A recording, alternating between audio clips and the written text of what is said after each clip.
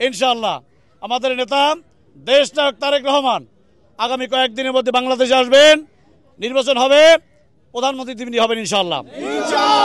আমরা নির্বাচন চাই, আমার ভোট আমি দেবো যাকে খুশি তাকে। আমরা পিয়ার মিয়ার চাই না, চাই আমরা কোনো ষড়যন্ত্র কাজ হবে না, কোনো ষড়যন্ত্র কাজ হবে না।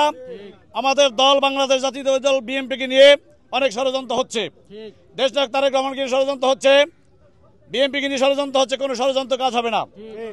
আল্লাহ বলছে কি অমাকারু আল্লাহ খায়রুল মাকিরিন, প্ল্যানকারী প্ল্যান করতে হচ্ছে কে? আল্লাহ। কাজে প্ল্যান ওই প্ল্যানে কোনো কাজ হবে না। বাংলাদেশে নির্বাচন হবে, সুষ্ঠুভাবে নির্বাচন হবে, সেই নির্বাচনে বাংলাদেশ জাতীয় দল বিএনপি ক্ষমতা আসবে এবং তারেক রহমান বাংলাদেশের প্রধানমন্ত্রী হবে ইনশাআল্লাহ। দিল্লি বসে যতই লাড্ডু ছাড়ুক না করুক, লাড্ডুতে কাজে লাভ হবে না। আমাদের রক্তের দাগ এখনো শুকায়নি। আমি আজকে এই জিয়ার মাজার থেকে এখান থেকে বলছি, ডক্টর ইউনূস স্যারকে সম্মান করি, স্যালুট জানাই। তবে আপনাকে বলছি আপনার শুভবুদ্ধি উদয় হবে। আপনি বলেছেন 12ই ফেব্রুয়ারি 2026 নির্বাচন হবে, ঠিক সেই টাইমে নির্বাচন দিতে হবে, অন্য কিছু করার সুযোগ আপনার নাই, হবে না। কাজে এখানে যারা আছে আমরা, আমাদের নেত্রী, আমাদের মা দেশনেত্রী বেগম খালেদা জিয়া তার জীবনটাই গেছে আন্দোলন সংগ্রামের মধ্যে দিয়ে, কিন্তু দেখেছেন দীর্ঘ 17 বছর পর্যন্ত ভোটার অধিকারের জন্য, ভাতের অধিকারের জন্য, গণতন্ত্রের জন্য সংগ্রাম করেছেন। আপনারা দেখেছেন খুনি হাসিনা নির্বাচনী ব্যবস্থাকে লাইফ সাপোর্টে পাঠিয়েছিল কিনা, গণতন্ত্রকে আইসিইউতে পাঠিয়েছিল। আমরা চাই না লাইফ সাপোর্ট এবং আইসিইউতে, এখন আমার ভোট আমি দেবো, সেটা চাই আমরা।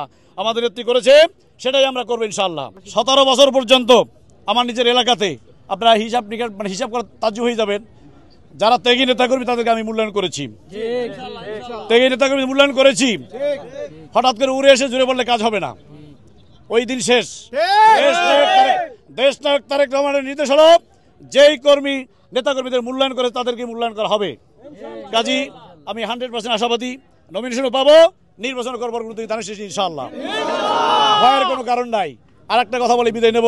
প্রিয় বরগুনাবাসী, পাথরঘাটা, পাবনা, বেতাগীবাসী অনেক কষ্ট ক্লাস করেছেন, জুলুমের শিকার হয়েছেন, স্বৈরাচারে পতন হয়েছে, কিন্তু আমাদের বরগুনাতে একজন নব্য স্বৈরাচার জন্ম হয়েছে, সেই স্বৈরাচার আমরা চাই না এবং হতে দেব না। বরগুনাতে কোনো ব্যক্তির চোখ লাল আমরা দেখতে চাই না, দেখবো না। আমরা কারো চোখ লাগলে ভয় পাই না। আমার ভোট আমি দেবো, আমার অধিকার আমি খাটাবো। আওয়ামী লীগের আমলে আমরা মায়ের হামলা মামলার শিকার হয়েছি, এখন হতে চাই না, হতে দেব না। আমি মাওলানা শামীম যদি বেঁচে থাকি, এখন থেকে, আজ থেকে পাথরঘাটা, পাবনা, বেতাগীতে একজন কর্মীর বিরুদ্ধে যদি কোনো ব্যক্তি কিছু করতে চায়, দাঁত ভাঙা জবাব দেবো।